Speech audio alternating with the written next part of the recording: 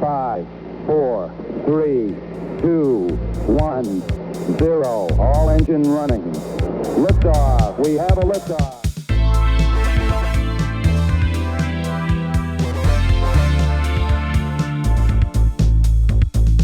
You're listening to Tabletop and Beyond with your host, Justin. But before we get started, how was your Geek Week? And co-hosts Dan and Jason. You have to be willing to let the dice help you tell the story. Okay, look, this year I'm going to stop mispronouncing words. Join us as we cover board games to war games and beyond.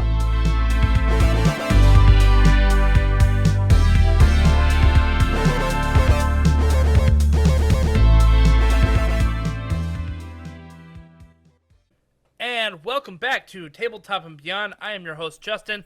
Got a full crew tonight with Dan and Jason. Welcome, boys. Hey, everybody. Good evening, friends. Well, today is a special episode for us, too, because we have a new partner in crime here on the podcast with us. We would like to welcome Allie from the Gamer Babe Instagram page. Allie, welcome to the show. Thank you. So I kind of reached out to you, maybe a little bit stalkerish, I'm going to admit. It was a little bit stalkerish. Kind of reached out to you and said, hey, Allie, you have a lot of cool board game content on your Instagram page. Why don't you come on and talk to us about doing a podcast? Tell us a little bit about your Instagram page. It started with my husband just saying, hey, you should start this page. And I was like, I don't want to do that. Like, I really Nice. just was like, why would I do that? Because he has a page too, but he's like, you're like a woman who's interested in these like geeky games, and you should just go out and share your thoughts. And like, that's like where it came from. Like, more or less, like, I didn't really want to do it, but I've thoroughly enjoyed it since. So are you more into the board games than the rest of your family? Are you like the driver in the family? It's my husband that's more the driver, and then I'm like, did you learn the game? Because if you learn the game, I'll play it. But I have Nice. like, when you have to read the directions, I'm like, oh, I don't have time to do that, or I don't get it. Like, I'm a visual learner, and so reading something, I just kind of like zone out. And so he's really great at learning the games, and then he's like, here you go, and I'm like, let's do it. So yeah, So but like then to learn I'm by also playing that the first like round. I'm the social one, so I'm like, well, let's invite people over and play it. So we have like a monthly game group now because of it, and Oh, nice. Awesome. so yeah, it is a lot of fun. That's very cool. So when did you start your Instagram account there?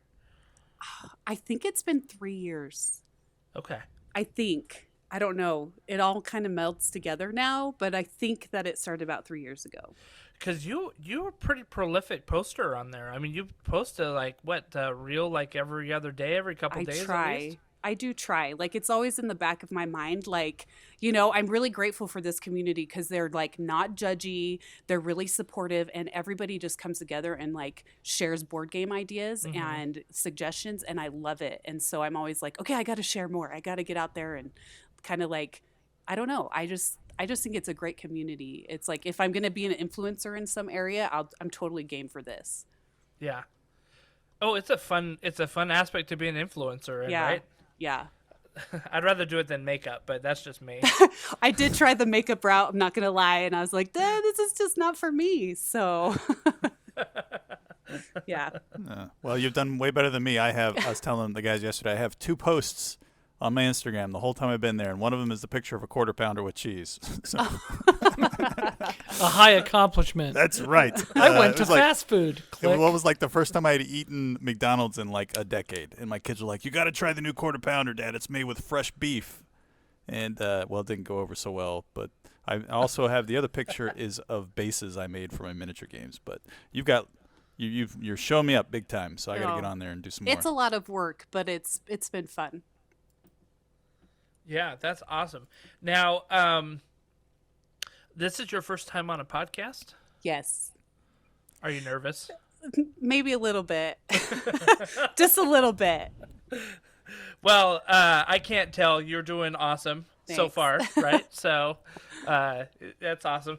It's interesting because being on a podcast is a little bit of a different medium, even though it's all kind of lumped in with social media and all of that stuff. But it's fun. It's fun reaching out to different people who kind of float in different spheres and try to connect those people. So Yeah. It's great. And thank you so much for coming on the show. Yeah. Thanks for asking.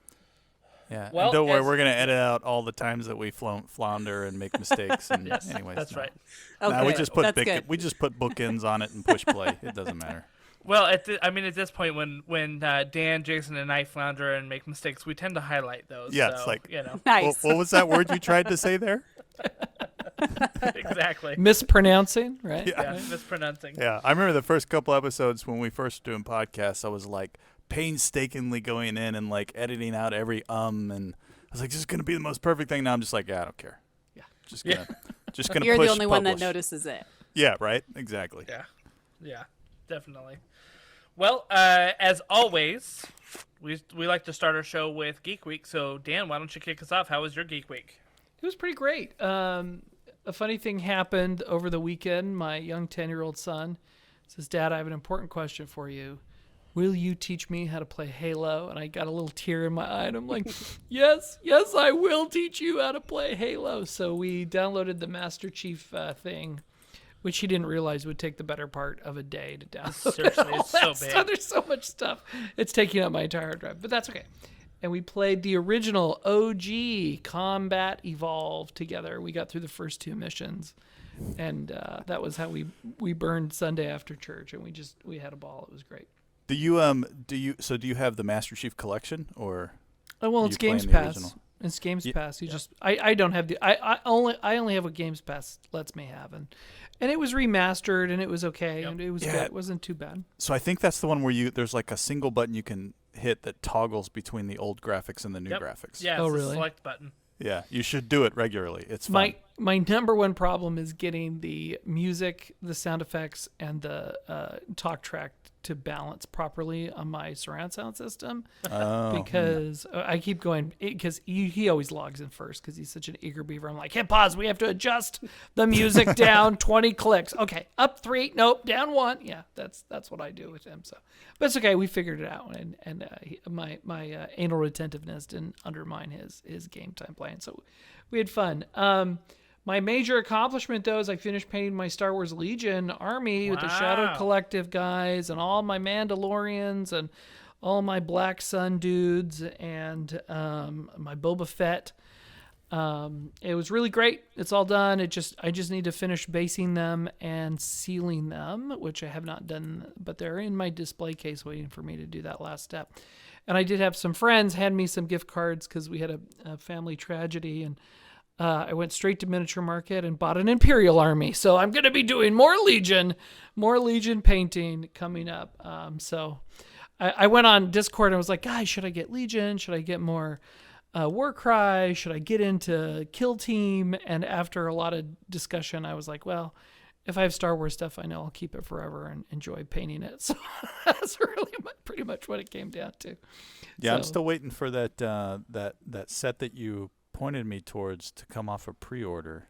Yeah, come off it's pre-order still, yet? Yeah, Is it there's an still- Imperial okay. one that's coming on pre-order. I decided not to get that because I got into the meta websites and I'm like, oh, those aren't even the best troops. If I throw an extra $40 or $50 at it, I'll have a better army of a game I'll never play. That's what I'm doing. There you That's go. what I'm doing. So Make it yours. you can tell where my weaknesses lie between Armada, Legion, and X-Wing. I have a lot of weaknesses. So that's okay. I realized the joy of painting now, and now that all my painting's done, I miss it.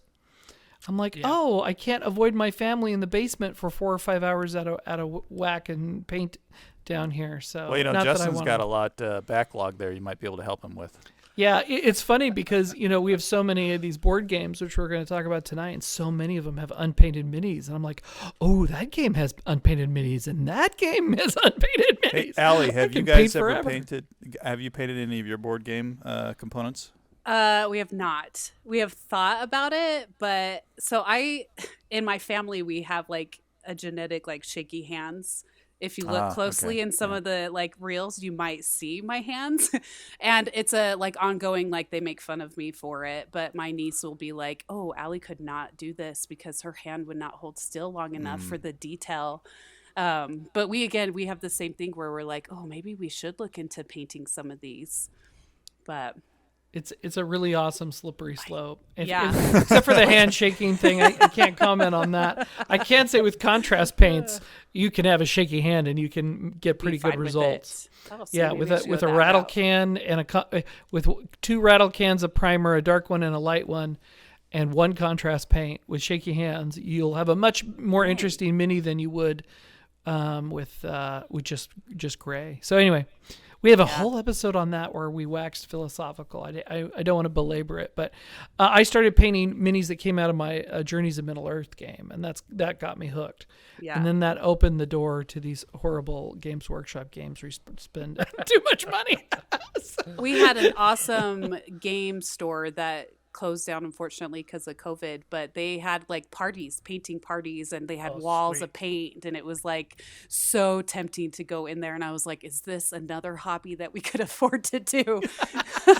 So it's definitely a whole wing of the building. It's a whole wing of the hobby building. There's the RPG wing, the board game wing, the painting wing. You just gotta know what real estate you're buying. We have the books wing, the guitars wing, the board games wing. Like it's just we like almost have like a room for each hobby going on. That I'm like, oh, I don't know, if like painting could be another one. Yeah. It requires a dedicated space for sure. Yeah. So, yeah, that's good stuff. Well, that was my Geek Week. I'll hand it back to you, Big J. Nice. Allie, why don't you head us up next? How's your Geek Week? My Geek Week was actually awesome because we've decided to like try to downsize our board games. So we've been playing a lot of old games that we have forgotten about. And so we got to like play some games and then after be like, okay, thumbs up, thumbs down. Are we in the middle? Like, what do we want to do with these games? And I mean, we kept them all. Like, after playing them, we're like, oh, we really want to play that one again. That means you have good taste, Allie. That means you have good taste. Yeah. So it was just fun to kind of like rekindle those games that we just hadn't played in a while. So we played one called Miyabi, which I feel like if you look it up, it looks like it says Miyagi, and I just think of Karate Kid. Mm-hmm. So it just looks like it. And even my daughter's like, wait, that's a B, not a G. I'm like, I know, it does right? say Miyagi. Yeah, it totally does say right, it. Right. Yes. Yeah. But it's just a fun like. It's a pretty aesthetic. Yeah, it's just a pretty like build, kind of like your own like Zen garden. I've seen this. Yeah, that's right. Yeah, you're building a garden. It's really fun because when I do stories, like when we play a board game, I'll do a stories and I'll be like, guess the game we're playing. And 9 times out of 10, I'll get comments from people that are just like, I have no idea what games you're like bringing to the table. I've never seen these games before. And so it's just fun to like get people's input and like have them learn about these new games.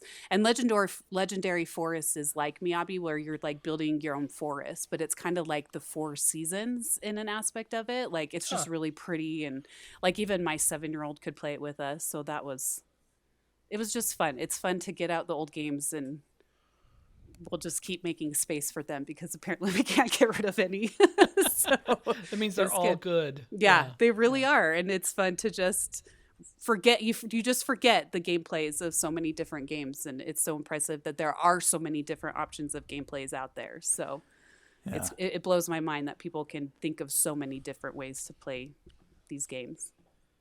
So apparently Miyabi is also a 10-piece magnetic easel knife block.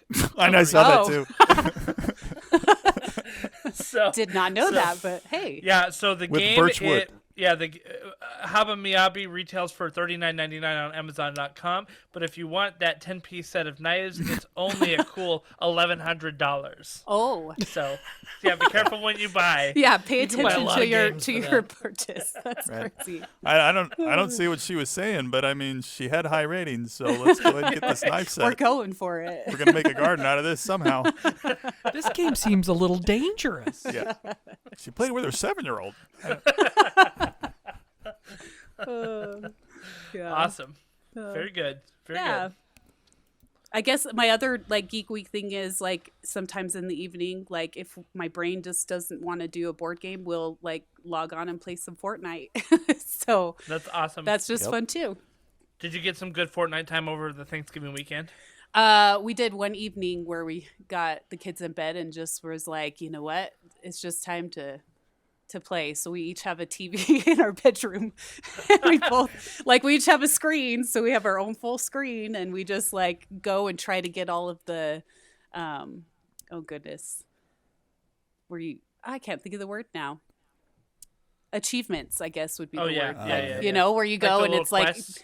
it's just, the little quests on the side. So it's fun. So I think it's hilarious that you're like, oh wow, the kids are in bed, honey. Let's go play Fortnite. Like, I don't think I've really heard those words in that combination before. You know, That's healthy. Yeah. That's good. And it That's depends very- on the season because there are some seasons where literally it's like every night we're like, okay, you know, they are in bed, let's go play. And then some seasons we're like, we're just not feeling it. So it's maybe like once a week that we'll play just to make sure we get our V-Bucks so that we can join the next season, you know? So yeah. And what has been your favorite season so far? honestly, the Marvel season with like Yeah. Iron Man, that was the best. And then we obviously like played a ton just to earn Darth Vader when Right. that was like When the there was the Star Wars, yeah. So that was pretty cool too. Yeah, they my had son content very for much the- enjoyed the Marvel one. Yeah. It looked like a lot of fun. Well, I played with him too a little bit. It was a lot of fun. Yeah. Didn't they reveal part of some dialogue from Star Wars 9 on Fortnite only that wasn't incorporated into the movie? You may not. I don't know. Palpatine. That sounds familiar. Palpatine has this big long speech about how he's back in Episode 9, and it was Fortnite where you can actually hear that audio. Wow. That's I where did not Lucas know that. decided to hit the most people. So I thought that was really funny. Oh. That is hilarious. Yeah. Very good. Very good. Well, it sounds like a very productive Geek Week, Allie. Yeah. Very good. Jason, how was your Geek Week? It was good, man. My daughter came up from college for Thanksgiving. She's studying, music education down in VCU, and she's a big Death Note fan. It's I think her Death Note and Cowboy Bebop are her two number one animes that she will just go back to and watch. So after she left and went back down to college, I decided and I can say this because I know she doesn't listen to my podcast. Nice. But as a Christmas present, I'm printing out a really cool statue of Ryuk, who is like the main demon from Death Note, that I'm going to print and paint for her. So I put a link to it there. But if you there's only there's not really that many 3D modeled STLs that have actually been made for 3D printing that are out there. So I found one that was on CG Trader, which is one where people kind of post their work and you can buy their models for like $5 or $6 and download the STL and then print it. So I've been printing that and working on it. They don't come, they're not like the things like Loot Studios or Archvillain Games where you pay a subscription and you get like 40 minis a month. Yeah. And they come pre-supported. This one's not pre-supported at all. And I'm not sure that the people who are designing these are really like super 3D print savvy, because some of these parts are really hard to support properly. Yeah. So I've been working on it. Now, fortunately, I've gotten every part except for his wings to print properly. So I'm working on the wings right now, trying to support them and reprint them. Anyone who has a 3D printer knows that it's a long and arduous process to work through failed prints, because you don't even know it's failed until, an hour and a half in, and then you got to go back and analyze it and figure out where it failed and try to, redo the supports and stuff like that. But I'm making good progress on it. So that was part of my Nice. Geek Week. I think it's going to look pretty good. My wife approved of it, which is always a good thing. The last thing is I finally finished Mandalorian Season 2 over the Thanksgiving. Well done, Thanksgiving sir. holiday. Well Yes. done. And I will say that I thoroughly enjoyed the back half of this season way more than the middle half. Like the season lost me in the middle, and I stopped watching it, and I went over to other things, and like a long time went by, but really enjoyed the last, I'll say like basically once. It's been long enough now that whatever spoiler city, but, when Boba Fett showed up, that's when it started to get interesting for me again. And from that point forward, I really started to kind of enjoy it a lot more. That last episode wasn't too bad. Well, now you need to watch the Book of Boba Fett, which is basically The Mandalorian season 2.5. Yeah, and it's another one of those things, man. I'm struggling. We've talked about this so much in so many episodes. Like I don't get. I have a hard time spending time on shows when I don't hear rave reviews from them, and I did not hear a lot of awesomeness. I didn't hear bad stuff, but I didn't hear like it was always kind of like it was all right. Yeah, it had good and bad moments. It wasn't I my could- favorite. Boba Fett Yeah. one wasn't. Yeah. And so I'm Yeah. kind of like I've got that queued up with the the ring. I've got that queued up with just so many other things people keep recommending. Like I'm really gravitating to when people say you got to watch the show, it was awesome, then that goes up to the top of my list. I'm gonna Versus, ring. you I'm should gonna ring watch that this bell show for 'cause Andor, Jason. I'm hearing a lot of good stuff It about is Andor, so good. and I think that's the one that's actually going to jump next on my list here. Yeah, and it doesn't have. You don't have to know anything about what happened in Mandalorian. It's a different time frame and everything, Yeah. so you don't need. It's like, well, it helps if you watched Rogue One, but you don't even Yeah. have to have watched Rogue One to get Andor. Well, it's interesting. Rogue One is my wife's favorite Star Wars movie Yeah. of the latest generation of movies. Yeah. I think Rogue One's my second favorite Star Wars movie overall. Overall, yeah, Yeah, number one being Empire Strikes Back. yeah, that's a good one. Well, it's good for you, Jason, to catch up with what we were all doing a year ago. I know. Thank you. Yeah, That's right? good. Well, finally got some free time. Well, and you don't have to watch all of Book of Boba Fett. You do have to catch like 2 episodes that are just pure Mandalorian episodes. Right? It's like they got tired of It's writing true. about Boba Fett. They're like, we should write some Mandalorian episodes inside a Book of Boba really? Fett. Okay. Yeah, seriously. So, Yeah, I loved it though. I blogged about it. It's my only series I blogged about because That's I have true. an It's on our I have an website. unconditional love. Check out Dan's thoughts on the Book of Boba Fett on our website. Yeah. So let's see. For my Geek Week, I finally finished Cyberpunk 2077. I did it, guys. I finished it. you pushed it. Every side quest. Yes, but you want to know something? Was it a I sigh of did- relief? I didn't finish every side quest because apparently when I went through and finished the last mission, that was it. That was the end of the game. Oh, they didn't let you go back. I'm done with this game. Couldn't you load? Did you have a save point you could load, or was it one of those Yeah, I games where could, but I'm done. Like at this point, I'm done. Yeah. I'm done. I'm done. Besides, Dark Tide, Warhammer 40k Dark Tide is coming out in 2 days, and that's what I'll be spending some of my time on. And also the what is it? The Callisto Protocol. Yeah, dude. You've been Coming looking out into on it. Friday. It looks awesome. It does look awesome, and that's a day one on Games Pass as well. Is it on Games Pass? It is on Games Pass from what I didn't- saw. Oh man, I was ready to drop $60 either way. Okay. I love Glenn Schofield, man. The guy, I the director of Dead Space, that's running that with his studios. Yeah, from what I was reading, it looks like it's on Games Pass, but I'm not 100% sure. Okay. So Well, either way. Don't believe him. Yeah. Don't believe him. Don't believe him. Drop the money. no, he wants to believe. I You know want what's to funny? That guy's been in game. The guy who's directing that, right? Who directed Dead Space.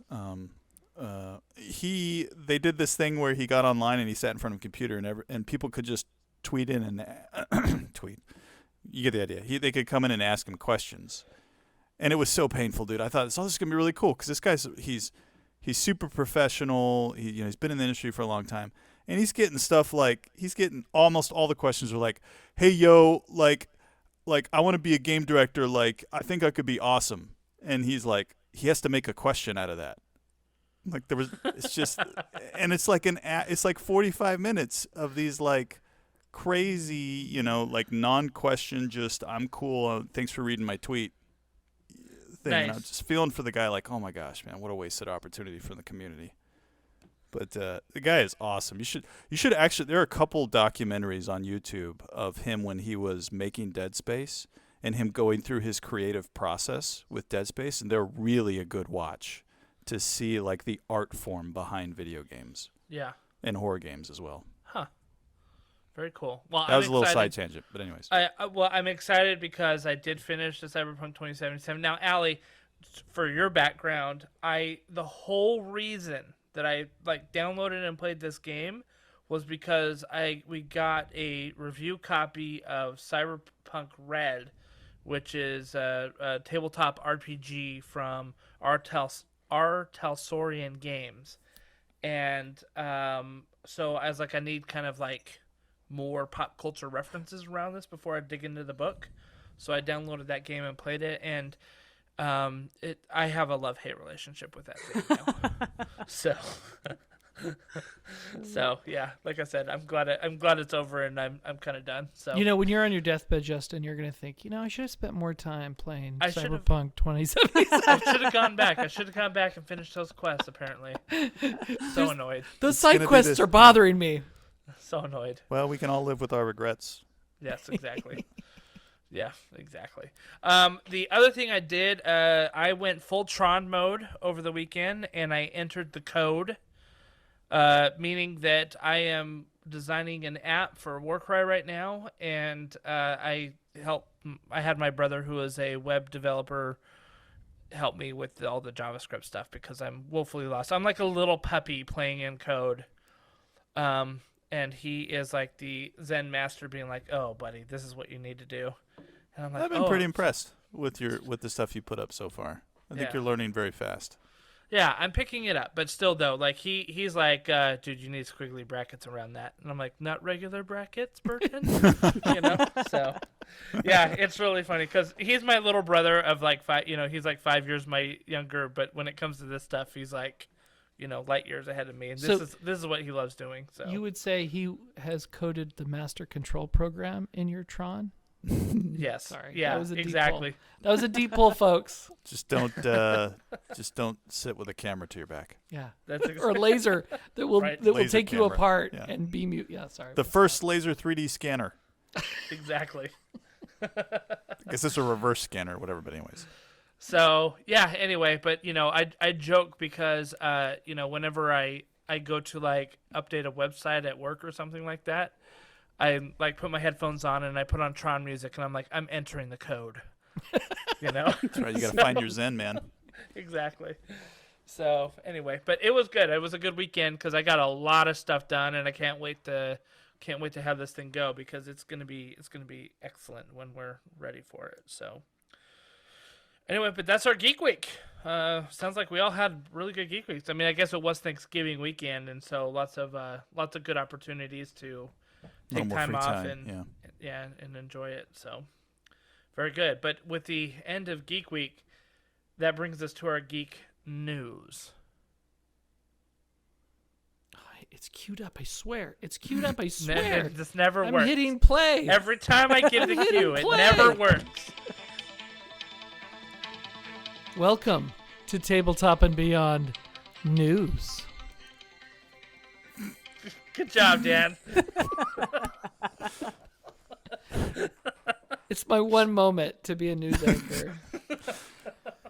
All right. This is of limited interest, but high interest to me. A Gamer Nation Con 8 is gone on Kickstarter. It's already funded, but it's open for another month. It's April 13th to the 16th. It's in the Dallas area. The location is the Dallas Games Marathon. And this is their 8th convention. Gamer Nation was originally spawned out of a podcast that was Order 66, and then they became a network, and then they became a game company, and then they got into conventions. So Dave Villegas and Chris Witt, I've known them for many, many years, and this will be one of the friendliest cons you will ever go to. Rather than going to a Gen Con where we count attendees in tens of thousands, this is more of a dozens, but their new venue, the Dallas Games Marathon, has a very extensive board game library that is on site and will be available, as well as all the usual other kinds of games, RPGs and other stuff like that. They're super great, and if you're in the Dallas area or or nearby, where Dallas doesn't seem like too far of a hike, go down and check it out. You get experience points the more conventions you go to, and you get more. They give you more swag based on how often you come. So you are remembered and a member of the community upon entering, which is a sweet thing they do, and they're great guys. Allie, have you or your husband ever hit up any gaming conventions? We have not. It's on our bucket list, but we haven't done any yet. Yeah, it definitely should be on your bucket list. I mean, it was on my bucket list. I'm just going to do this convention thing once, and I did it once, and now I can't stop doing it. See, and like, that's every my year. fear. So maybe it'll be a while before. I have had some people reach out and ask if, I was coming and if I'd want to help at some booths and stuff. And like, of that's course, cool. I'd love to do that. It's just financially getting there. That is the holdup. So Yeah. Well, we have a couple friends that help out in booths, and they get paid in board games, which is kind of cool. Like they'll walk Yeah. away with just bags of board games from helping at these conventions, which is kind of cool. And their Yeah. hotel in travel is comped as well. Based on the company. Yeah. oh yeah. yeah. So yeah, it's pretty good. Yeah, It's pretty someday it's definitely on the bucket list. Cool. good. Now, Allie, do you play only board games, or do you do RPGs as well, or anything like that? It's mostly board games. Like, yeah, that's mostly Yeah. where board games or video Cool. games. Those are the big two. And Right that on. is awesome. Yeah. All absolutely. gamers welcome. Yeah. That's right. Cool. Well, Gen Con, of course, is the big mother, and the second big mother is the Origins Game Fair, which is in Ohio. I'm sure you know Gen Con is in Indianapolis in the summertime. Yeah. Both of those are in the summer. They're both great. And we've done some other. We will go to conventions of any size. And One of these years, we're going to go to Spiel. we will Nice. not go to Spiel in Germany. You can go without me. No, I'm kidding. What? Dan. Dan. You guys Damn. you guys always talk fancy to me, and I always spend more money. That's why I'm into Games Workshop. Sweetie, I have to buy tickets to Germany. Why? They talk exactly. fancy to me again. That's the hard thing. Is say, hey, babe, I'm going to go to Germany without me. Yeah, Right. right. buddy. Exactly. You can come if you want. But anyways, all right. What's the next news item? Next news item. There's been a persistent rumor going around the internet that Wizards of the Coast is going to end the open gaming license, which is a thing that there's a new version of Dungeons and Dragons coming out called 1D&D. It's essentially the next version, and it'll be better integrated with online resources. And there's like three legs to the stool of 1D&D. And there's a lot of negative fan buzz around ending the open game license. And for those who are not aware, the open gaming license has been around in multiple versions of D&D. And what that allows, it allows third-party people to create and publish and make money off of their own content for Dungeons and Dragons. And it's a whole cottage industry. In fact, half of what you'll see on Kickstarter for D&D is under the open game license. So it was such a big deal and such a big rumor that Wizards of the Coast had to issue a statement. And they said, we will continue to support the thousands of creators making third-party D&D content with the release of 1D&D in 2024. While it is certain our open game license will continue to evolve just as it has since its inception, we're too early in development of 1D&D to give more specifics on the OGL or system reference document at this time. So, FYI, they're aware of the rumors. They're trying to stamp them out. But they know that because there's going to be a much heavier digital footprint in 1D&D when it comes out, they've given themselves a little bit of a wiggle room. But I doubt they're going to wholly destroy open gaming license. And one of the things, if you read the fine print of the current open gaming license, it allows, as long as there's not a new version, any version that's been open is open in perpetuity. So anything that has been put out on 5e, you can continue to make 5e material, compatible material forever and ever and ever. And that's a component of the OGL. So there's been a lot of chicken little skies falling over this, so much so that they got the attention of Hasbro, and they had to say something about it. So anyway, FYI, it is exciting that there's a new version coming out. It is exciting that they're embracing incorporating better technology into D&D, but I think they're not going to push or elbow out third-party creators, because that would create a pretty bad taste in everybody's mouth, and it could really undermine all of the gains they made with 5th edition. Yeah, and there are other options people could gravitate towards. Easily. Yeah, absolutely. So I mean, somebody could go out and make their own game that sounded a lot like Dungeons and Dragons, like schmunzins and schmaggins. Well, Pathfinder You know. is still publishing under the 3.5 open game license, Right. and Right. they are a gigantic what would you call it, competitor to Wizards of the Coast. So Yep. it's and look, if D&D wanted to shut anybody down, they would go find Paizo and say, okay, shut down your whole entire business because you're playing in our sandbox, but they haven't. So I think as long as Paizo's out there publishing and making money hand over fist, all the other small fish can do that as well. Yeah. Also in RPG news, Chaosium announced a November 30 release date for the Rivers of London, the role-playing game. The game places the players in the roles of newly recruited members of the London Metropolitan Police Service Special Magic Branch, known as the Folly. Characters will solve mysteries, catch criminals, and come to grips with Demonde. I don't know. Demimonde. Demimonde. Sorry, did I say that? Which is half world, right? Like, so it's like the devil world. The Devil World. Not devil, double, like, not devil world. Oh, so now we're playing. I heard Devil World. Devil World. What was that? That was your game that you guys were playing. What was that? Shadows of the Demon Lord. That's what that is. Right? Okay. So anyway, I like slipping in some weird stuff into the news, and there's been two weird things and one big industry thing for today. So that's the news, and I'm still here. Very good, Dan. Thank you very much. My pleasure. We appreciate it. Well, let's get to our main topic. So, given that Thanksgiving has recently happened, that means that we can now officially get into full Christmas mode. I know some people like to do it beforehand, and they're wrong.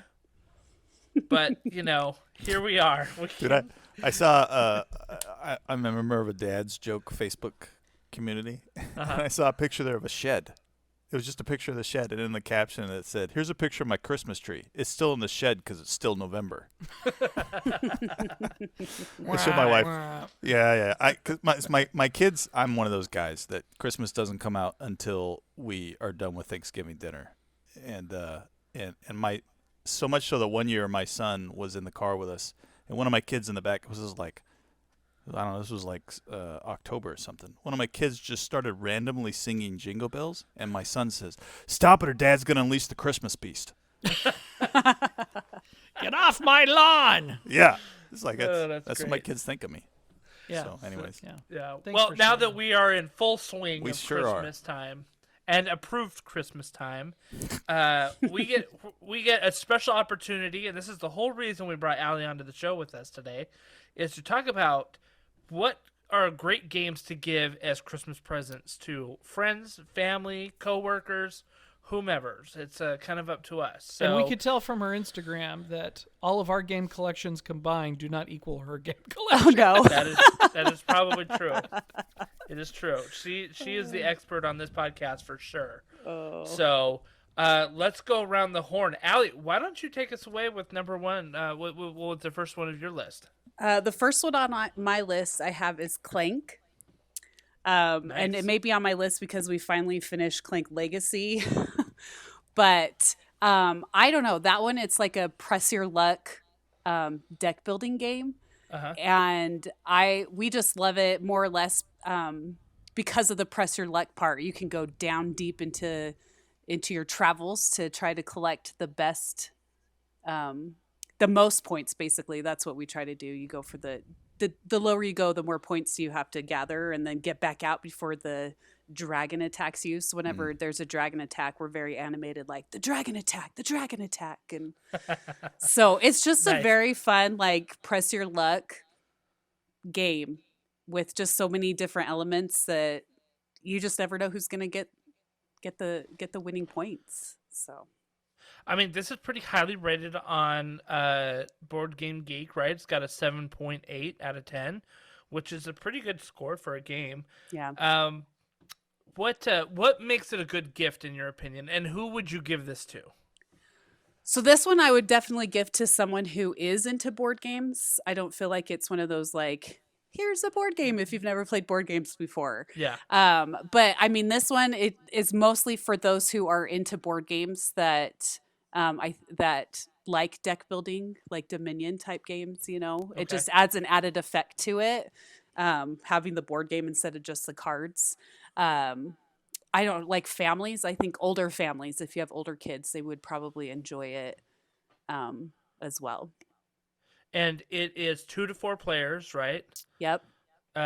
So like if you've got a family of 8, realize that only half the people get to play at a time, which is okay sometimes. It's okay. true. But it also, like, I mean, we've played where we've teamed up, so you kind of like double duty it if you want to, you know? Yeah, very good. Yeah. Very good. This has always actually been on my list of a game to try. Yeah. Because I've heard really good things about it in the past, and I've yet to play it. So Yeah. Yeah. No, it's definitely. a fun one. Very good. Very good. All right. Thank you. Dan, what about your first one? It's an oldie but goodie. We've talked about it a lot, but I think Betrayal House on the Hill is in its 3rd edition right now. I saw it on Amazon Cyber Monday for like $25, and I was like, "Who am I going to buy this for?" And I'm like, "Myself." Yourself?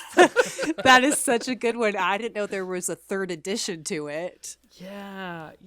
I think even like most of my games that I'm going to buy for people, I'm just assuming they're not into my crap, you know. So I would think that would be. We talked about gateway board games before, how to get people into board games, and that one's just pure fun. I think we've played the heck out of it in our gaming group, so much so that when we suggest it, people go, no. We played that one too much. But that's sign that the game really has good legs, and there's always an element of fun to it, and you can have a very diverse group of people that can have a great time. So anyway, that's the one that I think is great, and it's one of those that you find on the store shelves. You'll find it in a big box store. You'll find it on sale online. You know, so it's a classic. Now, Dan, who would you give that game to? I would say anybody who fits the age range on the box, or their family does, right? You wouldn't give it to a family where most of the kids are, you know, under the age of 8. I don't have the box in front of me, but it's a family game. It's also a party game. It's also a gamer game. So it rings a lot of bells. And it doesn't really demand very much of you, you know. There are expansions and stuff like that, but it doesn't really kind of, you know, it's not like going down the rabbit hole of some really deep lifestyle games where you're expansioning the heck out of it and you get addicted to it. Kind of like Arkham Horror used to be like 10, 15 years ago when they had like 7 or 8 expansions. So anyway, I think it's for all of my picks are for general audiences. Yeah, this is a 12 plus on the box, right? Yeah. The community suggests 14 plus. We have Betrayal at Baldur's Gate, which is, you know, the D&D kind of skin of this game. And I'll tell you what, my 9-year-old likes playing the Betrayal at Baldur's Gate. And, of course, we kind of have to help her. Because with this game, this is the type of game where, you know, you play until a haunting happens, and then somebody's the traitor, right?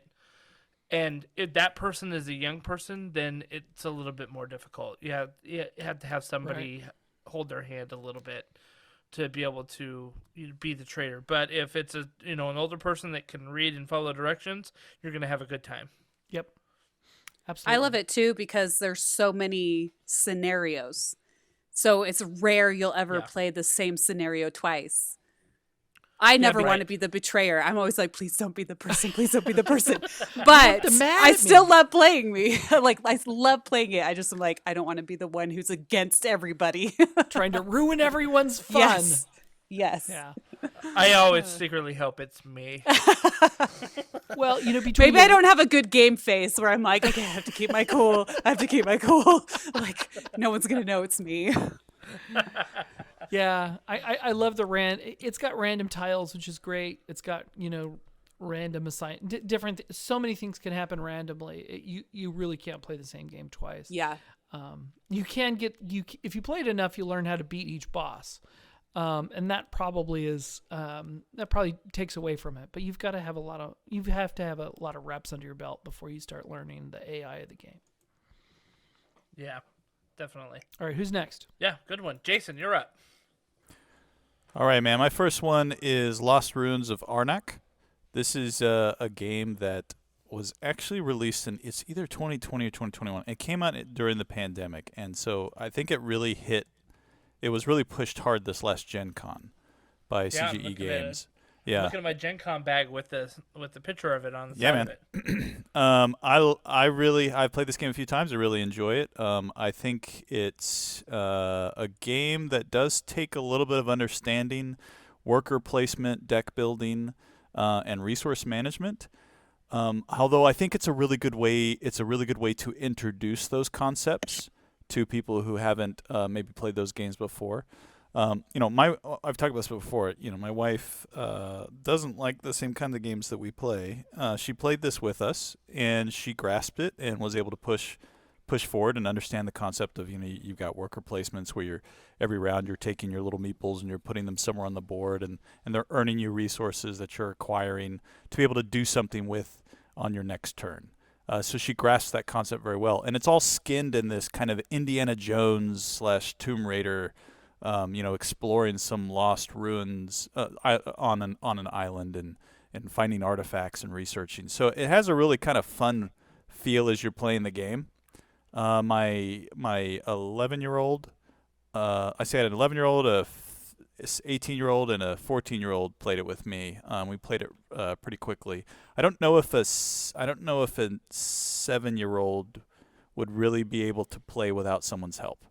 On this game, but Yeah, this one has also a 12 plus Yeah. age. The community says 10 plus. yeah, like is I could see recommended. 10. I could Yeah, I see could 10. too.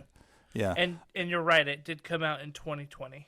yeah. I tell you what I really like about this game. Like, number one, it's a really good way to introduce the concept of deck building, and worker placement and resource management.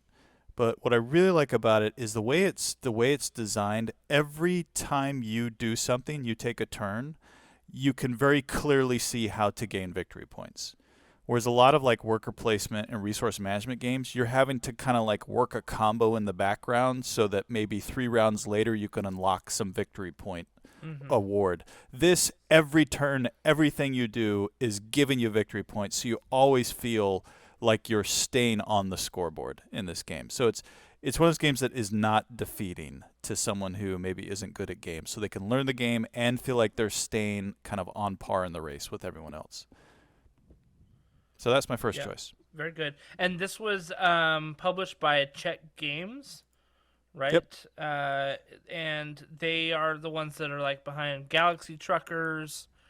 And what was the other one that you recently got a solo game, right? Under Crimson Skies. Under Crimson Skies, yep. Yeah. Crimson or Falling Skies? Crimson Skies. Or Under something like Falling Sky? I don't know. Under Falling Skies. I haven't played it much. Yeah.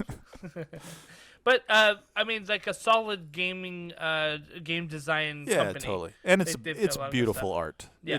It's really fun. Like the whole time I'm playing it, like in the back of my head, I'm just hearing like that I'm in an Aztec or like in an Amazon jungle, and you can just hear it because it's just such good artwork. And of course, Jason, you could warn them if only you spoke Jovitos.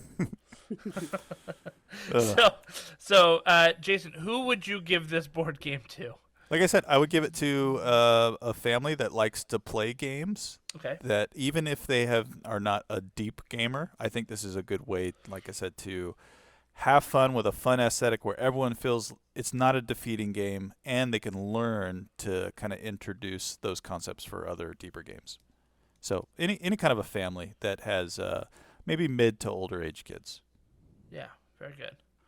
Very good. Okay, cool. My game that I am choosing is Stuff Happens. And have I played this with you guys?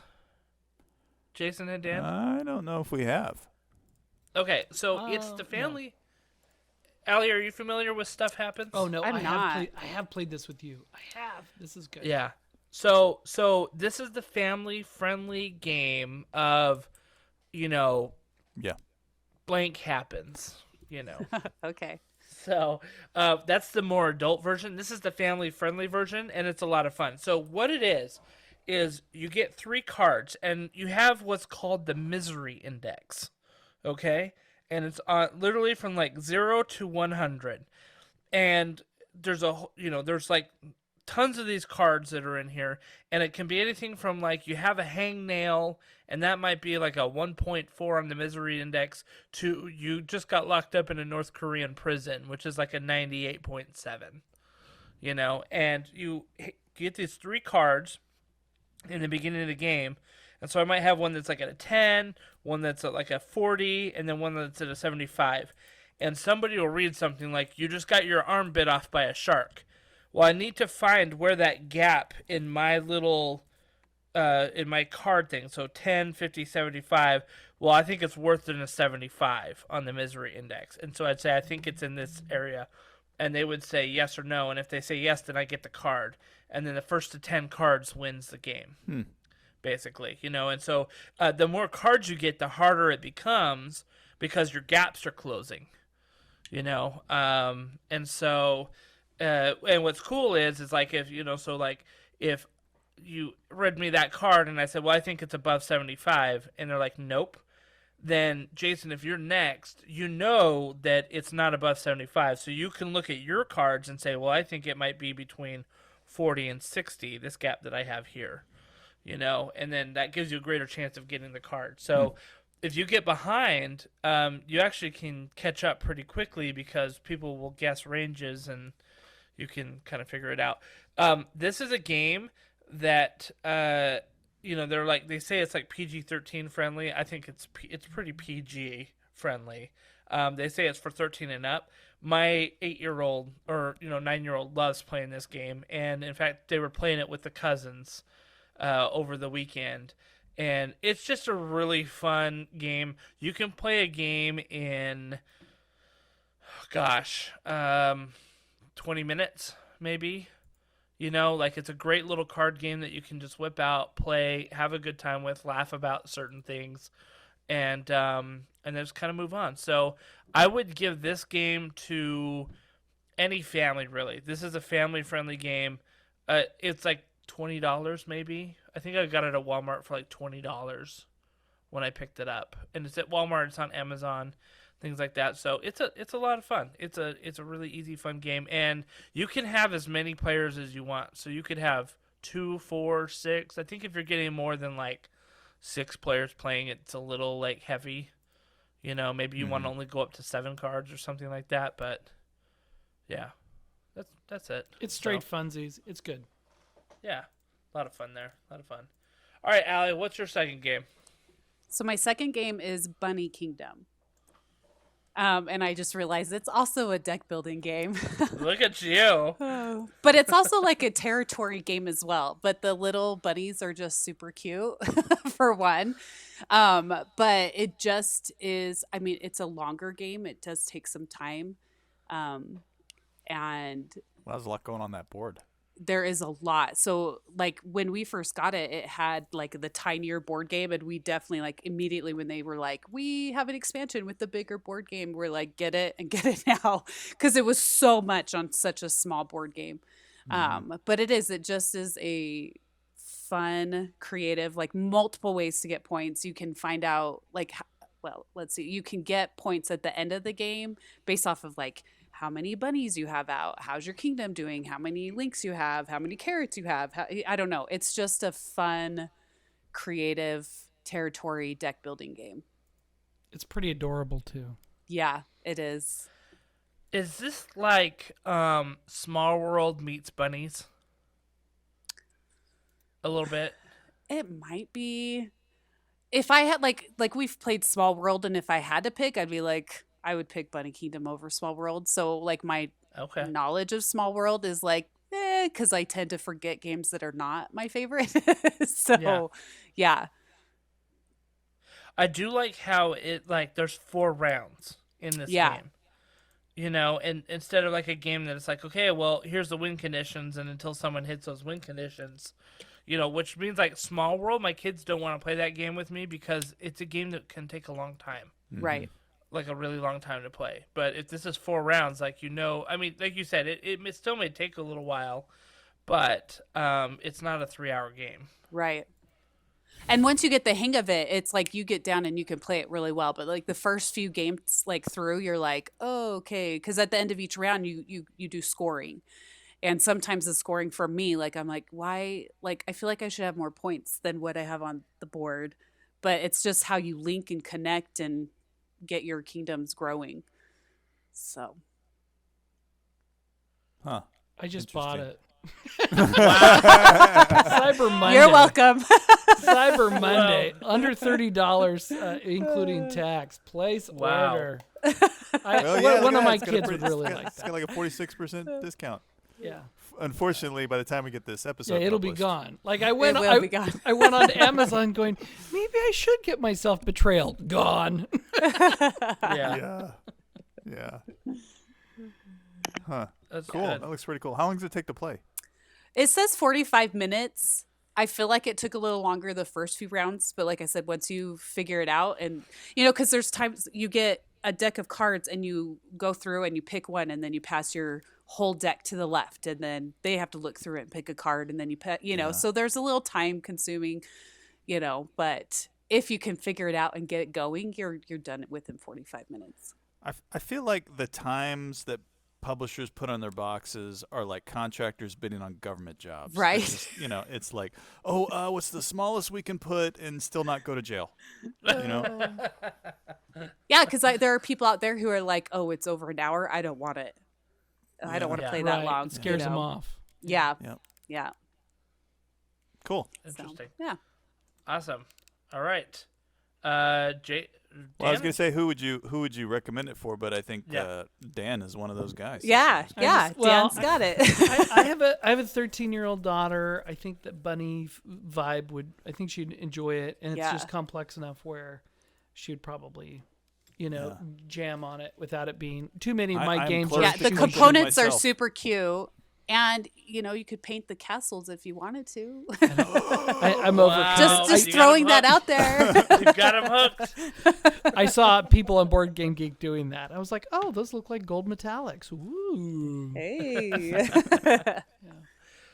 Do you think a kind of a new gamer folks would like this, or is it too complicated for them? Or I think that it may be a tad complicated just at first, but if you're Yeah. patient and go slow with them, then it may. I feel like there are components of it that would be pretty easy to explain. It just feels like a lot when you start to build and lay your bunnies out because it Yeah. fills up quick. But I think if you kind of be like, bear with me, trust the process, I think you could be Yeah. okay with it. Very good. Very good. All right, well, Mr. I like buying board games on the fly. What's your next game? This is why we need to have Allie on the podcast more. Hey. So I will spend money. Exactly. Um, It helps the gaming industry. Yes. my second one, I watched that documentary about board game development. I think it was on Hulu or Amazon about a half a year ago. And they really spent some time interviewing the guy who made Exploding Kittens. And I've received Exploding Kittens as a gift. It's a little card game. It's for fun. It's $10. It's not a big investment in rules or time, but it's just total funsies. You can just have a great time with it and go, oh, yeah, that was fantastic, Exploding Kittens. And then you can go play something a little meatier and deeper, or you can go to another activity. So Exploding Kittens, I recommend for just about anyone who's not offended by the idea of cats on fire and exploding. And, just don't send it to your grandma, everybody else, or people in your life that have grandma sensibilities. Everybody else will have a good time with this one. Yeah, we have Exploding Kittens, and we also have Goat Lords, which is kind of in that same family of quick, fun family card games, right? I didn't know there was an NSF Exploding Kittens, so if you want to work blue, if you need a little spice to your Exploding Kittens, there's the not safe for work version for you and your significant other to explode kittens by yourselves or something. Well, and they have the expansions, where you can wear the cone of shame. Right? Oh, I So we didn't have that realize one as well. Yeah, there's quite a few expansions. There's another one kind of like Exploding Kittens that's like, what's the point? So instead of being completely eliminated, what's the point kind of brings all the players still in the game, even though You know, like, so that was the one thing, like we would play with a big group of people, but then it'd be towards the end where there's like 3 or 4. So then we have 6 of us just like waiting for the game to end. So what's the point? Right. Kind of has the same aspect of Exploding Kittens, but you kind of can all stay in the game together. But Exploding That's Kittens cool. is a great game. We've Yeah. enjoyed that one. It's just good fun, and it's holiday. It's stocking stuffer. It's Yeah. a lightweight gift. You can do a white elephant gift with Exploding Kittens if it's under your dollar threshold. It's good. It's not going to demand much from you, and that's Yeah. kind of Christmas is giving gifts. Don't demand a lot from the receiver of the gift, and that's one of my rules. All right, who's next? Jason, you're up. Yeah, my second one is one called Marrying Mr. Darcy. Now, I come from a house of women. I have 1 boy and 5 girls, and a wife. So, And a female dog. and a female dog. Yeah, when You we do got have a our male first dog. dog, I was like, "Now we're getting a male dog, right?" And she was like, "Why?" I was like, "Oh, come on." Anyway, so yeah, but I do have 2 dogs. Anyways, so yeah, Marry Mr. Darcy. There's a big Jane Austen fan base that lives relatively near me, and they are huge into Pride and Prejudice. And so, Marrying Mr. Darcy was a card game that we got. It's kind of like a joke to say, hey, if we get this game, then my wife and her sisters will actually play a card game with me. And we did, and we played it, and it was surprisingly fun. It's very well themed to Pride and Prejudice. If anyone's read Jane Austen books or any of those, like a lot of the time in those books is really the conflict and the setting is about picking an appropriate suitor for a woman. And this game pulls on that thread of where you have these 1, 2, 3, 4, 5, 6, somewhere around 6 or so of the famous men from the Pride and Prejudice book that are out there, and everyone that plays the game, you're playing one of the daughters in the families. And there are 2 phases of the game. The first phase is you're building up your character, which is basically you're acquiring kind of resource cards that better match you to one of the potential husbands that you could have. And then as you're building those, and they're very well themed. It's like you a skill at playing like classical piano, or being able to I don't know, weird stuff from that time period. Can I ask a question? Yeah. Is this the one that also has the zombie phase? No. So there was a I was boring you, wasn't I? There was a Pride and No. Prejudice zombie That was a game. legitimate question. There was a Pride and Prejudice zombie book that came out, right? That kind of put a spin on that to try to open Pride and Prejudice to wider audiences. That was the only way they got me to read Jane Austen. Yep. Yeah. I will say that once you have kind of developed the skills that best match you with a potential husband, then you go into the next phase of the game, which is everyone basically makes a power play to match yourself with one of those suitors. And it's one of those funny games where you play it now and you're like tongue in cheek when you're playing it, because you're like, this is a little not politically correct, but at the same time you're like, it just really feels like I'm playing a Jane Austen It's period correct. game. It's period correct, yeah. And so it's a good time, and it gets people who maybe don't kind of play these kinds of complex games versus just draw and match, put 2 matches down in front of you. It gets them to play these because they feel like they're playing inside of something that they love. So I would recommend giving this to anyone any family you know of that has maybe a fan of Jane Austen, and you'd like to get them to actually sit down and play a game with you. It's not that expensive too. It's probably under like $30. And be sure to tell them there's no zombie phase. There is no zombie Okay, phase. Anyway, so I've gotten some people to play this game that I don't think I would have gotten to play other games before. So there you go. That's my second one. And Very it's a good. fun theme. It's a good stocking stuffer. Yeah. Marrying definitely. Mr. Darcy. It's not that expensive, right, Jason? No, I think it's only like maybe 20. It's 37 20, on Amazon. Oh, is it 37 on Amazon? That's And more we expensive sometimes than- judge games based off of price. We're like, oh, it's a little pricey. Maybe it's a good one. That's But a it's little bit higher than I 5-star would- rating for 798 rating. Like that's pretty good. Full 5 stars. Yeah. Yeah. So the art is really, like I said, it's very well themed. It makes me want to On- show my ankles to Mr. Darcy. Yeah, on Board Game no. Geek, I think it's only like a 6.5, but that's because you've got the people that are doing those ratings maybe aren't Jane That's Austen a fans. yeah. That's a population So- bias there. Yeah. So what you're telling me is the Jane Austen fan base came out on Amazon, huh? Well, it's $37 seems a little pricey, honestly. Hey, I think we did not get it for that price. For a but, Jane yeah. Austen fan, is that you're printing your own money at that. Yeah. Anyways, Very good. Very good.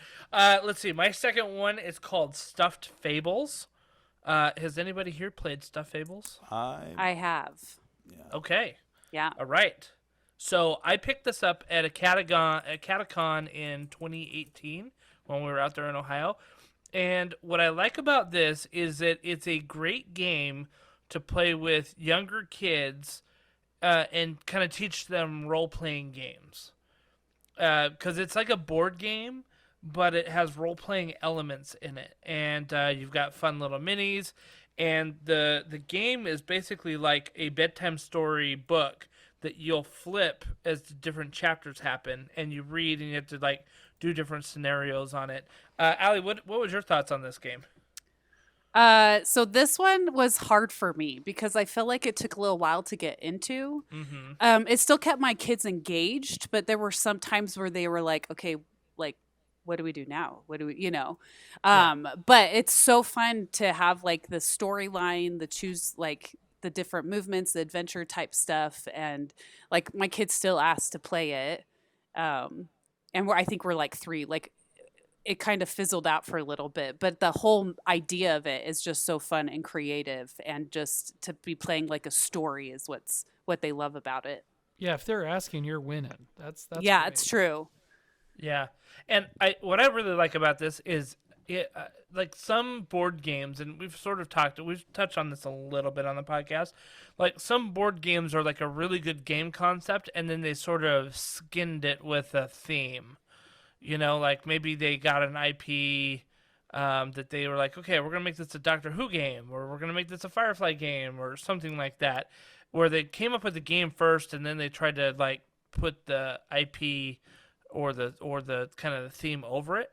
This game is so ingrained in its own thematic aspect of it. Like it really is its thing, right? The story is that there's like the evil master of nightmares that's threatening a little girl, and you are her stuffed animals that are sworn to protect her. And so like you're these little stuffy animals that like are going out and you're completing these bravery things, and you've got your hearts that represent your life and these different things. And I just think it's a lot of fun. There's different missions, so you can play like I think we played a mission and it was like an hour long together, and then we're like, okay, we'll come back and play the next one another night, and so it's not a game that you can play like in one night. Right. If like you just play one scenario, and I think if I remember correctly, there's like, I don't know, 6 or 7 scenarios in the game, something like that. I will say that like as an adult, like maybe the replayability for me wasn't like super high on this, but I could see how the kids would be like, hey, let's go back and play it again, because maybe their kind of attention span's not as focused. They're like, this is just fun. I just have fun playing it, right? So but this is definitely a game for kids. It retails let me see real quick. Amazon's got it like for $75. So it is a little bit more expensive, Yeah. but like I said, it comes with miniatures, and the board game is like a bedtime story book that's like kind of all in one. So And it's there's like spiral some pretty bound. Yeah, it's there's fun. there's some pretty significant components to this, which is kind of makes a difference. Yeah, and those minis, They look really good. If those would be like a great mini, if your kids were like, hey, I want to paint this, you could walk them through the process of painting a mini and still have a very playable piece even after they paint it. Yeah. It does not apply to some of my screen accurate Star Wars minis, but yeah, exactly. And some of the by the way, like there's like, your hero miniatures that are your stuffed animals. The bad miniatures that are in here are straight out of like Sid from Toy Story, right? Like It's concoctions. You're right? right. Yes. They're super dark. Yeah, well they're like toys that have been like broken and mashed together, or that are like missing Like a baby limbs head. or Oh, Yeah. I get it. Cool. yeah. So they're like these evil stuffies, and you've got to kind of like go defeat them to kind of protect this little girl. So it's good. It is. It's really, really cute. Yeah. Yeah. If you've got like a niece or a nephew and you're like that super awesome uncle, like this is the game to get. I would do for them. Yeah. Along with Stuffed Fables, the same as Wonder Book is a lot like Stuffed Fables. I feel like it drew me in more though than Stuffed Fables. But it was one, like, I think it was like 6 nights in a row. We just sat down and we're like, we're playing Wonder Book again. We're playing Wonder Book again. Like, Awesome. It's a fun one, just like Stuffed Fables, where you're like on an adventure and it's a story and it's fun. Very good. Very good. All right, Allie, what's your last one that you got? My last one is Potion Explosion. And I Is that feel the like game? I love this game more or less because I feel like it kind of has like a phone app game feeling to it. So like if Okay. you have those kids who are on their phone playing those games, it's like, hey, here is a game that you could play on your phone, but it's like real life. And so you're basically like dumping all of these marbles into this really cool container, and you're allowed to choose one marble out of it, and your goal is to have, after you pull that marble out, have the same color marbles hit. And if you could get those marbles, and if the next colors hit, you get like, so you're creating like this explosion of potions, like based off of one marble that you hit, and then you create potions that give you bonus moves where you can like pick an extra marble, or you can pick 3 of one color, so it's just a fun, like, I feel like if you have kids who like phone games, that they could sit down and play this game, and it kind of gives you the same vibe. It's just a real game in front of you. That's awesome. I'm looking at it on Board Game Geek. It looks very kind of tangible and kinetic. Yeah. And just and the art's really great. The art is so cool. Yeah. And then you get the expansion that like adds to it if you go that route, where like you can't drop marbles or you lose points. You can't have marbles roll off the table or you lose points. And so I don't know. It's just one of those that I always recommend it to people, because I feel like it's a game that keeps your attention. It's colorful. You just go for it and try to find that one marble that will explode with multiple marbles after that one. Yeah, this it's got a on Board Game Geek, right? Rating of 7.1, which is a total. I mean, that's a great score, and it's got a weight rating, right, which is its complexity rating of 1.77 out of 5, which means this is not a hard game. No, not at all. But it looks like a great fun game, right? Yes. So, yeah, very, very, very cool with this. I had not heard of this one before, and it looks like a lot of fun. Yeah, the best, and what I'd recommend, and they don't make them like that anymore, but the Lazy Susan turntable, like for dinner, we have a big one that we put our thing on. And so it just, because you have to rotate your marbles so other people can see, but it's the best if you have a giant Lazy Susan to just spin the board game That's great. as you That's go. cool. It's so good. And yeah, I came across it at a garage sale. I'm like, they don't make them this big anymore, but it fits perfectly to have that game on it. Yeah, I see it on Amazon for $35 right now, which Yeah, my looks like a sister fun- was like, I'm buying that. I'm like, you should. Yeah. So, yeah. Oh, that's great. Very, Yeah. very It's a good. CMON game. Oh, Yeah. is it now? Yeah. Oh, I did not know that. Without minis. What do you know? Without minis. Without minis. Cool What do you minis or know? not? Let's say not, Yeah. but still a cool game. I think Yeah. it's I think this is around the time that CMON actually started getting into producing miniature games, because like at that time they were still doing like the the community miniature painting voting thing, which is like, is this a cool mini or not? You know, and that's where they got their name from. But I think it was around that time that they really started putting out like Zombicide and some of their other big miniature games. So yeah. All right, Dan, what's your third one? A game near and dear to my heart is Cash and Guns. 4 to 8 players. Everybody gets a foam gun. You're all criminals. You have a cute little criminal miniature in front of you, or not a miniature, a little flat board, and you guys have just, finished your big heist, and it all goes south when all of the criminals turn on each other out of greed and violence. And it's a fun game. It's kind of tongue-in-cheek. It's one of those great 4 to 8 player games, which means, you can have multiple people over to your house and play this game. And you find yourself pointing guns at your friends' spouses, which is always very strange. You're like, sorry, I think I'm going to shoot you, So it's cool, and usually you get a lot of laughter out of it. And it's not so intense, even though you're pointing rubber guns with orange tips at each other. It's not so intense that, it's not a heavy competitive game, but it's very engaging. It gets everybody's adrenaline up. When you're in a room of 8 people and everybody has a gun and you all start pointing at each other.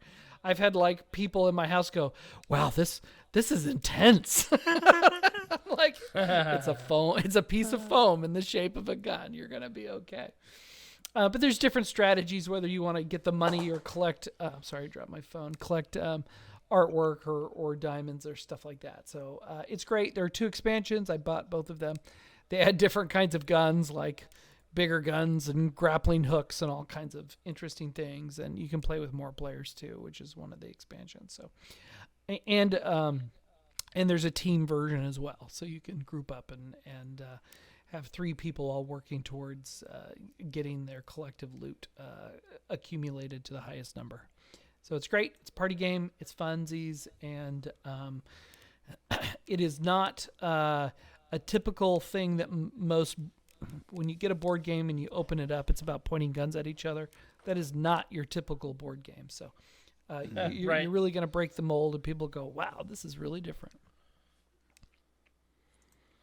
Yeah, very good.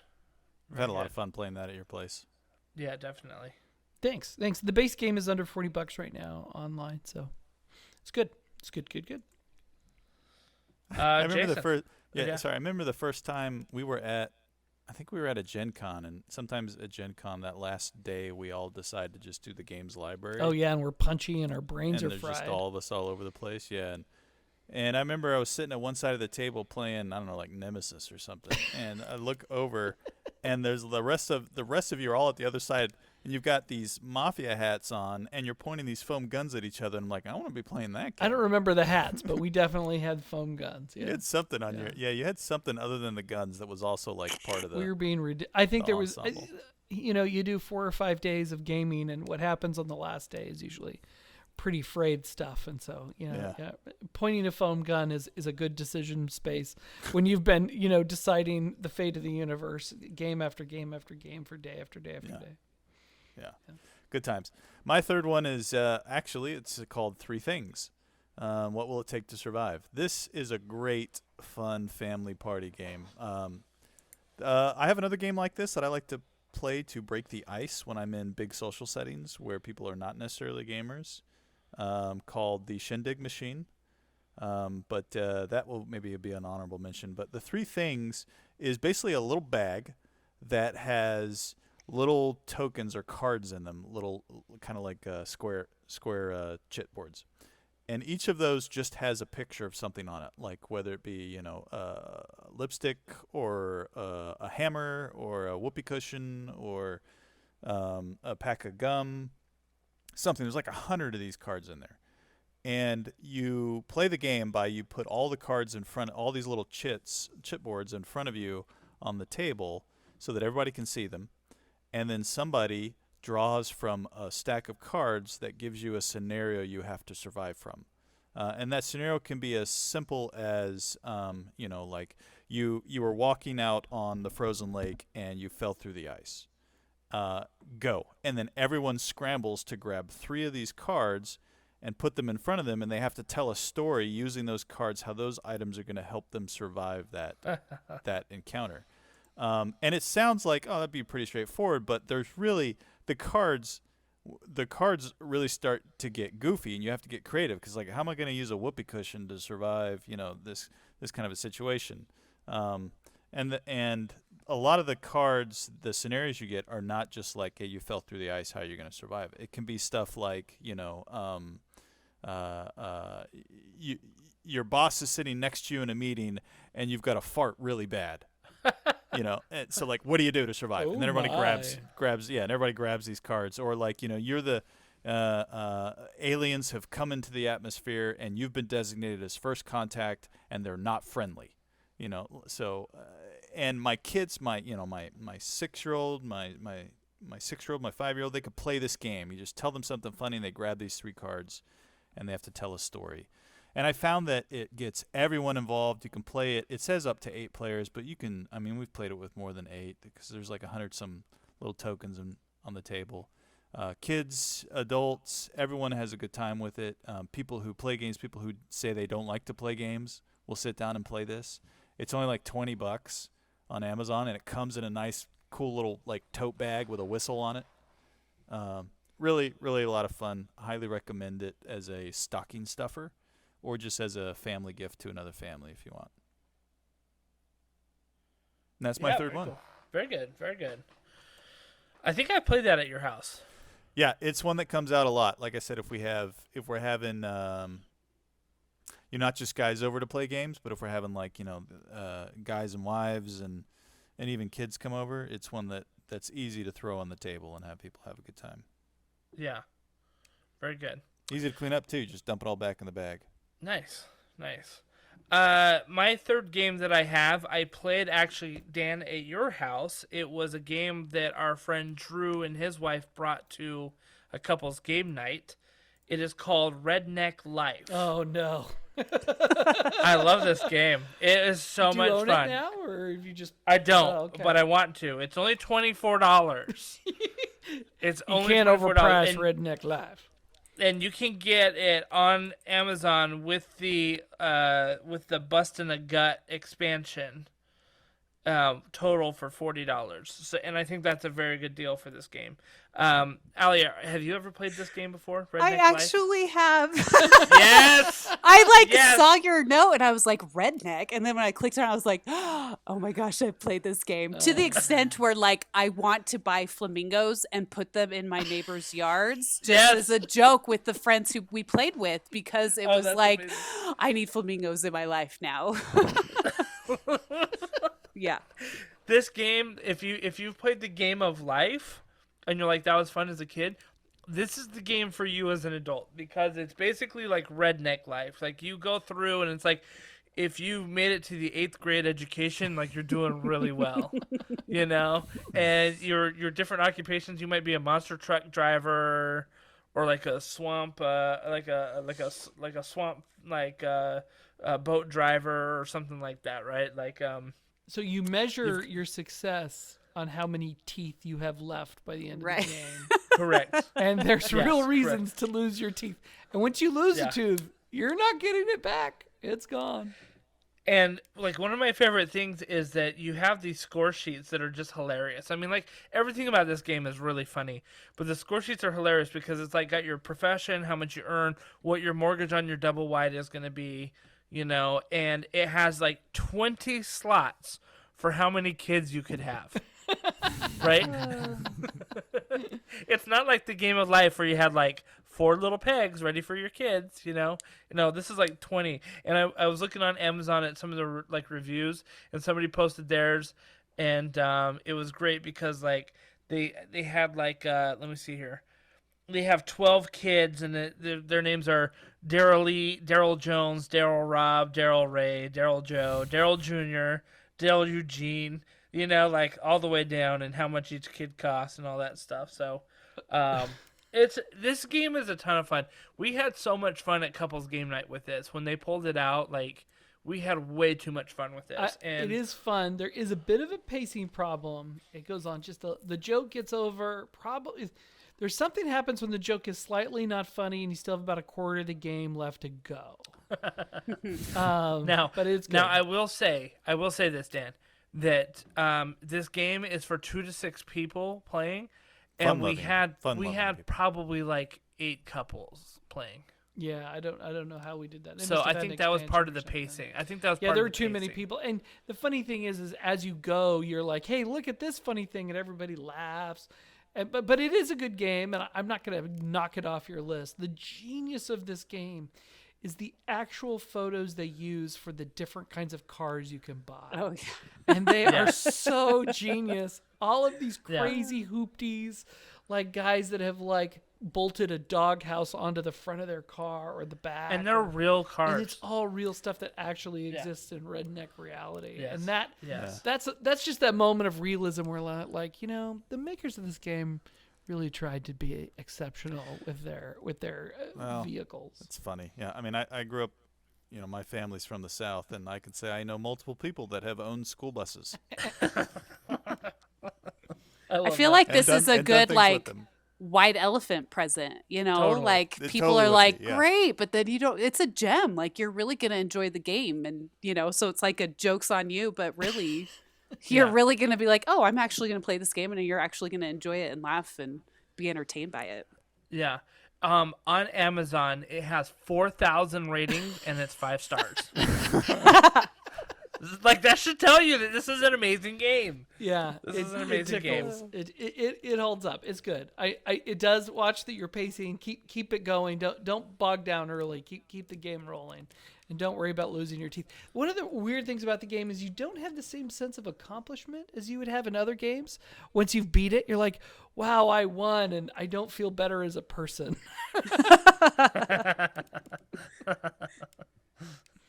That's funny. Yeah, on Board Game Geek, it has considerably less high reviews. wrong crowd. Yeah, I'm going to say that's just the snobbery of Board Game Geek, maybe. You know, like, trust the Amazon reviews on this one. Oh, that is like, a they snobby won't- crowd, BGG. Let's be very honest. So, you're playing this game for the shtick, but this is a great game. If you have gaming friends that you love to play with, like, this is like, get this for them. And like Ali said, like, this is a great white elephant gift. Like, it's just fun all around. And $24, it's not like Seriously, you don't really have to worry about overspending on it. Right on. Yep. Well, are there any honorable mentions that came super close to making the cut but didn't quite make it? I mean, I think we could probably go on forever on lots of games that we enjoy. Yeah. But what games make good gifts, you know, to kind of get their families and stuff involved in? I think we hit a pretty good list here. I bought a game sight unseen for my son. I don't know if it's going to be good, but it's Marvel United. They have those cool little minis that are kind of cartoony. It's good. So it's hiding in my basement, and that'll be something he gets to unwrap on Christmas. We have played that multiple times in the last few weeks. Sweet. And like ordered the Avengers X-Men one. Oh, nice. Because of it, you know. So like my husband's like, make sure you say something about that if you can. Like, that's like awesome. And here you are. Here we are. Like, it's perfect. Like, so I literally got the core game and the Spider-Man set. My 10-year-old loves Spidey. I think I got it for a song. They were just giving it away online. It was less than $20 for both of those pieces. I was like, well, screw this. I'll have fun painting the minis if no one likes the games. No, it is a very fun, like we played it 3 times, and the 4th time when I wasn't playing it, they actually beat it. So I'm wondering if I was the weakest link on it, but I did. I was like hanging out with some ladies, and my husband texts me. He's like, "We beat him." I'm like, "Oh, that's awesome!" Like, you know, we're talking like 3 nights in a row where they wanted to bring that game to the table and play it. And so I think that's awesome when you get a game like that where they're, even if you're getting, you know, defeated so many times, you want to bring it back out and keep trying. Like, I think that's good. Yeah. I was going to say, it's the opposite. Yeah. I was going to say for younger families, one of our favorites when our kids were younger was Ghost Fight and Treasure Hunters. And that was one I was kind of leaning towards just for a younger audience. If you're looking for like your like 5-6-year-old kids, it's something that you will enjoy because it's a cooperative game and the like little ghosts in it are super cute. But it's something that it teaches your kids to work together, but you're also entertained by it. And there's 2 levels where you just go in and collect the treasures, or you have to go in and collect the treasures by a number order. So there's different levels of how hard the game will be, but it keeps your younger kids engaged as well as the adults while they play it with their kids. So that was one that I thought of just for younger kids. If you have a younger family that you're trying to get board games on the table, that's not like Chutes and Ladders, you know, like it's got a little more meat to it. Allie, say the name of that one again. Ghost Fight and Treasure Hunters. Ghost Fight and Treasure Hunters. Awesome. Yep. Cool. I've just got 2 quick ones. Jason, you have one. I have one. These are great, like little gag board game things that sometimes are fun to play. Mine is the Bob Ross Art of Chill. Oh yes. Game where you end up painting and learning how to chill out while you paint. It's a great game. And it is. And the game that you have. Chill more. That's right. The game I have is Kenny G's Keeping It Sexy. And let me tell you, when you play that game, it says mandatory must play Kenny G playlist on Spotify when you start the game. Mandatory. Oh, so I the love whole it. time you're playing the game, you've got somebody's phone playing Kenny G music. That's awesome. It's all about helping Kenny G keep his groove throughout the hard trials of the day. It's great. I remember being at Gen Con when the Bob Ross thing came out and they were pitching Oh, yeah. it. And I was just scratching a welt in my head going, what is this hobby come to? Have we lost all of our ideas? Are there no more ideas? But that's okay. I'm glad you enjoyed that game. It was a fun game. It was a fun game. I'm not chilled, apparently. No, you need to get chilled. Making paintings, picking the right paint. The funny thing is that game I actually got as a gift. I remember. And I think I was there when you got it. Where did I get it? We did a murder mystery dinner at our buddy Sean's house. That's right. So you won something and you got it. Yeah. Yeah. Oh, you figured out who the guy was, the murderer. That's right. Yeah. That's right. And that was the thing was the Bob Ross game, and it was fun. It was good times. So yeah. Anyway, but way too many games out there that you could be giving as gifts. Hopefully, you, our audience, got a good breadth of potential games that you could be giving your friends, family, nephews, nieces, children. There's a lot out there that are good. And Allie, thank you so much for coming on the show and participating with us. Oh, thank you. It was a blast. Yeah, good times. We really enjoyed having you on here, and you brought a wealth of knowledge that we are usually just one. So at. far, just one. But let's just say 3 or things 4 have been games going in since and out of the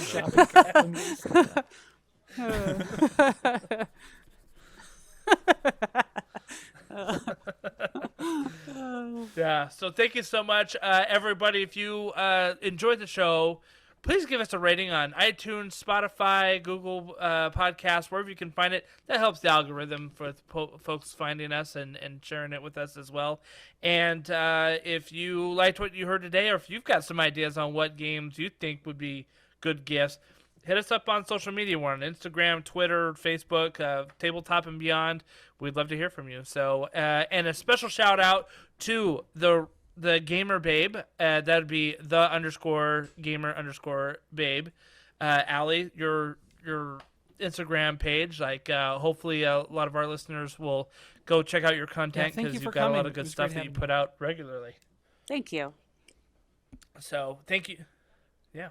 Yes, Yep, I enjoyed it. Thank you. No problem. Well, thank you, everybody, and have a great night, and keep the dice rolling. See ya.